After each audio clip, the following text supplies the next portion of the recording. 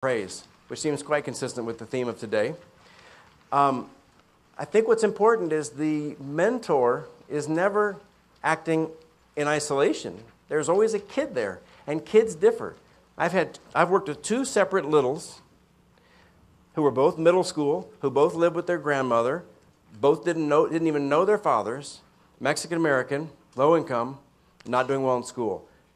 Very similar, sort of descriptively, but interpersonally, they were very different. One of them easily forged a connection.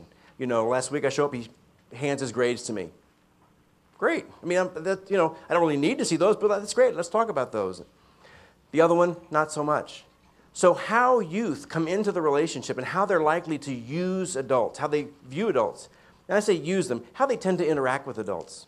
Do they tend to see them as sources of support and encouragement? Do they see them as somebody they need to protect themselves from? Do they see them as somebody with whom they can become antagonistic to reify their rebellious identity? Right?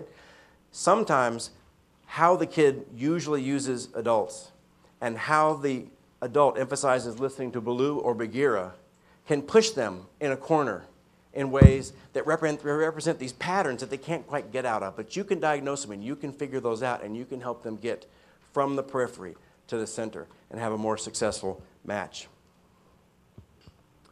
So I guess I would ask, when people are trying to apply these beyond simple mentoring, and if, let's say you're working with a kid, you're a teacher, or you're a counselor, or you're a coach, right?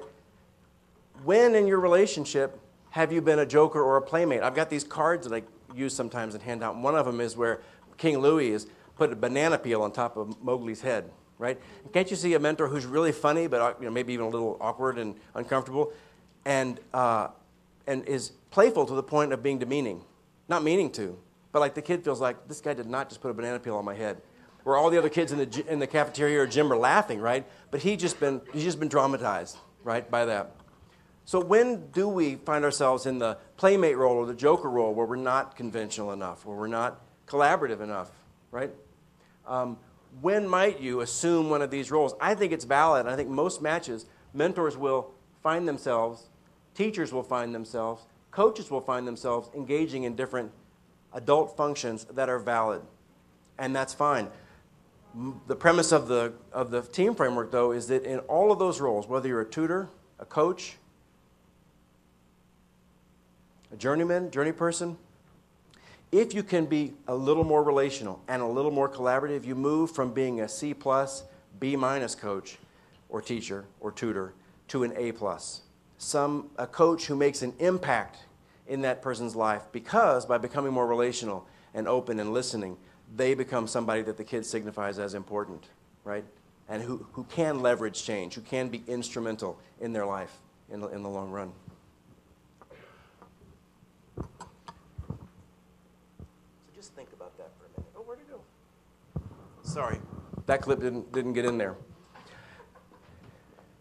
Thoughts, questions? All about balance. Because I was feeling at lunchtime like I was a miserable teacher, mentor, parent. And then this afternoon, I've had a little more affirmation that maybe everything I did wasn't so bad. Well, isn't that interesting? What do you think about that, Wayne? I knew you were going to say that, too. You knew that, didn't you, Wayne? That's nice. Somebody write that down? We get that on. Other thoughts? Any unique applications? I'm curious if folks have thought of ways. And then in just a minute, we're going to break out and have you guys talk about specific cases and applications given the unique work you do. But have you had any ideas that you would share with the group that struck you about how you might support adults working with youth differently? Yes? Well, I think a lot of these apply to, we talk about these things a lot in regards to strength-based with kids and working in a strength-based perspective with kids. But I think as a support worker to mentors, applying that to supporting a mentor in that relationship as well from a strength-based perspective. Very nice. I'm starting to hear music. Anybody else want to share a comment or a thought? Yes. I was a bit confused at the beginning of your talk, but it all came together quite nicely for me because I've been one of the teachers that's been teaching the new high school mentorship course. I was thinking, oh no, we have all these goal-oriented activities that we're to be doing, but it's all coming together because we do something that the teacher wants them to do academically, we do something for fun, and we do something that's more future-oriented with the kids each time we go there. And I think that that's a nice balance, and there's an opportunity for building on the kids' strengths through the future-oriented activities, as well as developing that relationship through the fun activities that the students do with the mentees. Wow, that's awesome. That's exactly what I would suggest peer mentoring programs do. And I love that it's a little complex to think about, but I love this tiered mentoring approach because truthfully, when you get the teens together, you run the risk of having way overly playful, right, interactions and what unconventional conversations. I remember when the teen mentors would be standing over in the corner talking about what they did on the weekend while their littles are kind of looking up and listening to them, and you think, oh boy, we have to structure them. We have to sort of mentor the mentors in that way and create a structure in which they can be their best and be most balanced. And it sounds like you're doing great. You've got play, you've got activities that are conventional, and you've got stuff that sort of will help project them into the future. And I bet your mentors really appreciate your structuring the relationship in that way and being flexible.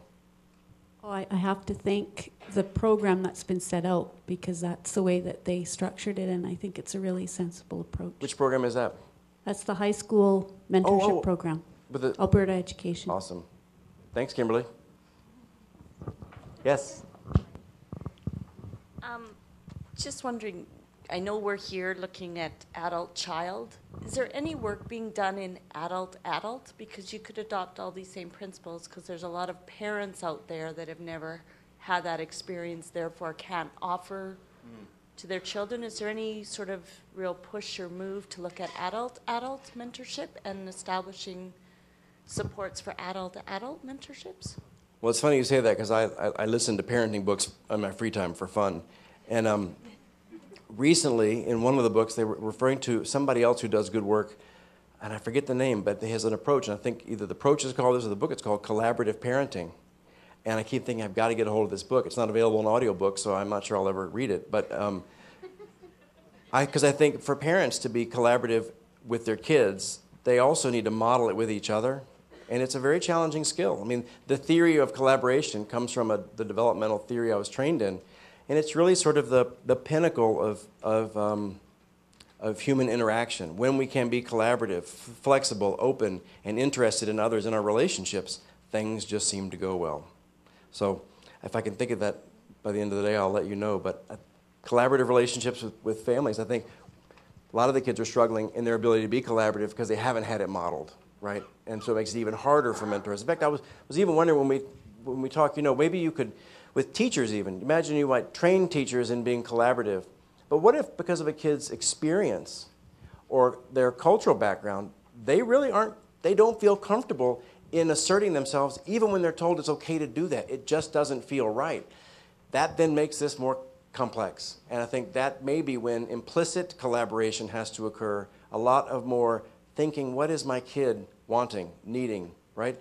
And having some knowledge of where are those cultural prohibitions coming from, or what prior negative experience have led the kid to not trust relationships and feel like they can give and flex in that way.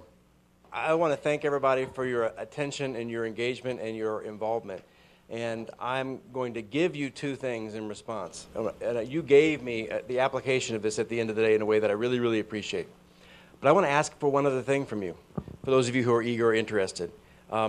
We talked about a framework today, right, that had all the names, coach, tutor. It took a long time to sort of come up with that. For this talk, although we didn't cover it, the hymn, where we have kids who act in certain ways with adults.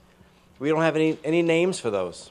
And I would love for any or all of you to, at some point in the next few days, think about how you might name any of those and email them to me so that I can sort of try to bring that to life. That's the one request, to email me the names you think we could put in those boxes to sort of bring this thing to life a little bit. Second thing is, in the expectation that most of you are going to do that, I want to give you something else, which is to tell you where you can get those clips in case you want to use them in your own trainings. So if you go to YouTube and you type in the word shakabulaka. One last thing. I want to read a quote to you by Ernest Coulter. He was the founder of the Big Brother, Big Sister movement in 1913. And he created the Big Brother from the children's court. Here is from the last chapter of his book. The chief tenet in the faith of the Big Brothers and Big Sisters is that the condition of the tenement child is not of his own making.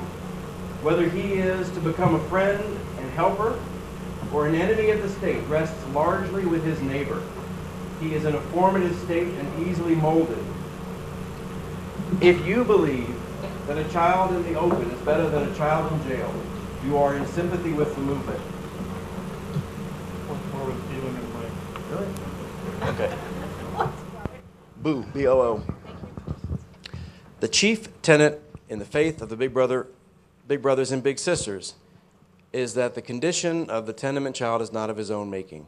Whether he is to become a friend and helper or an enemy of the state rests largely with his neighbor. He is in a formative state and easily molded. If you believe that a child in the open is better than a child in jail, you are in sympathy with the movement. If you believe that a child, unaided, cannot always overcome the tendency of unfortunate environment or be happy and of use without any of the things which make for happiness and usefulness, you concur with the problem. You concur in the platform.